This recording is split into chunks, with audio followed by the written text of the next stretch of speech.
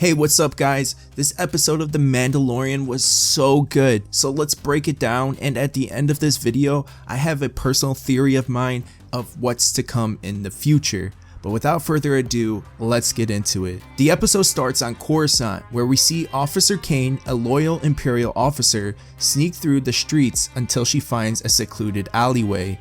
Suddenly, an Imperial probe droid emerges from the shadows, projecting the holographic image of Moff Gideon. Kane urgently contacts Gideon to inform him of a concerning development, the merging clans of Mandalorians coming together. The scene then shifts to Gideon's secret base, a hidden facility where he's been conducting his sinister plans. Gideon walks down a hallway lined with new troopers wearing Beskar armor, a highly valuable and rare material traditionally associated with the Mandalorians. Cloning tanks can be seen in the background, containing living beings whose identities are obscured by murky waters. My speculation is that Gideon may be cloning troopers to equip them with this new armor, but their true purposes remain unclear. Some fans may initially think it could be Snoke, a key figure in the sequel trilogy, but the truth is yet to be revealed. Gideon then enters a room where he meets with other Imperial warlords, including Commandant Hux and Captain Pellaeon. Hux is the father of General Hux, a high-ranking officer in the First Order, drawing the connections to the events of the sequel trilogy. Pellaeon, known as Thrawn's right-hand man in Legends material, appears to hold a similar position in canon, as he throws Thrawn's name into the conversation. It is clear that Thrawn is the leader of this group, but he delegates Pellaeon to speak on his behalf, adding to the mystery and intrigue surrounding Thrawn. During their conversation, the Imperial warlords discuss their plans and hint at the fact that the Imperial remnants may not be as weak as previously believed. They are careful to stay under the radar until the time is right for them to strike. Gideon, frustrated with the lack of Thrawn's presence, questions Pellaeon's connection to Thrawn and suggests that new leadership may be needed. This sets up the possibility of Thrawn's appearance, possibly in the season finale, and raises the questions about the true extent of the Imperial remnants' power and their ultimate goals. The scene shifts to Navarro, where Bo-Katan arrives with a fleet of Imperial ships now under her command. The tension between the two clans of Mandalorians is palpable as they square off against each other. However, the tension is broken by the Armorer, who takes charge and begins to integrate the two clans, who would then set up a plan to take back Mandalore, the once great Mandalorian home world. We also see the return of IG-11, the reprogrammed assassin droid who has been repaired and renamed IG-12. The body of the droid now acts as a vehicle for Grogu, who can now communicate through buttons that make the droid speak in simple yes or no responses. Grogu wastes no time getting familiar with his new ride as he begins to express his thoughts in his unique way. The merged group of Mandalorians arrive on Mandalore and they prepare to find the Forge, a crucial location where they can set up a safety zone for their people.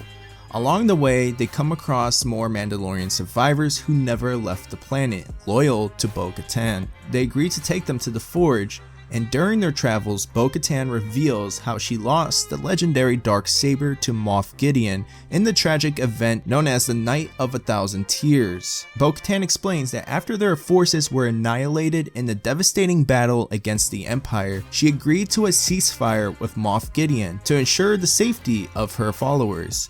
In exchange for lowering their weapons, Gideon promised to spare their lives and allow them to leave Mandalore.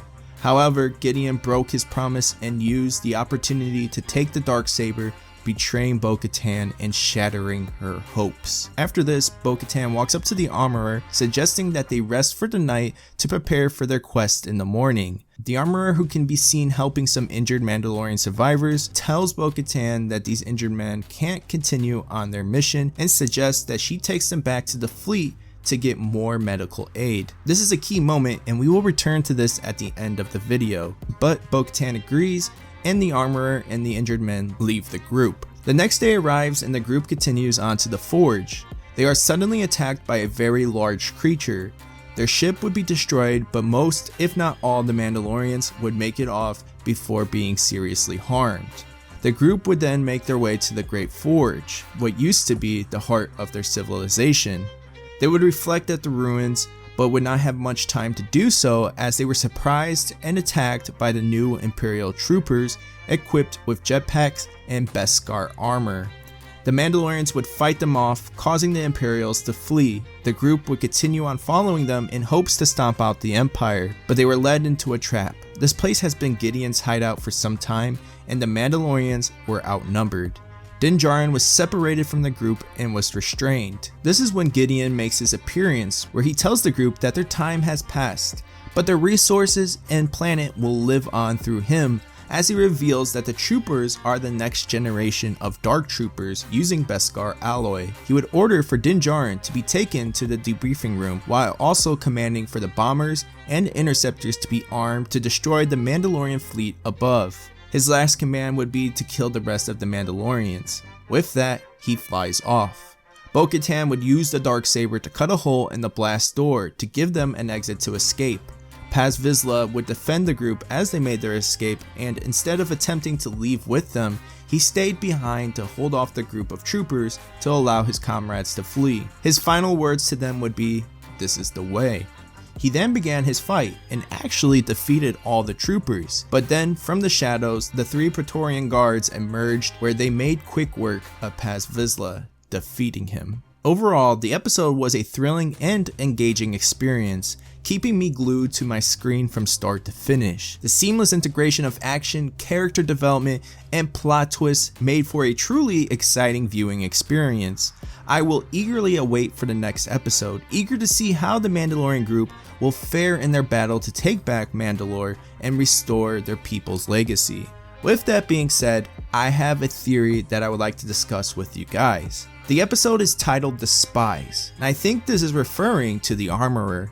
She has been acting a bit odd to me since Bo-Katan joined the covert. I was having a hard time seeing what her true intentions may be, and I think she may be a spy for Gideon. She left the group at a very convenient time for herself.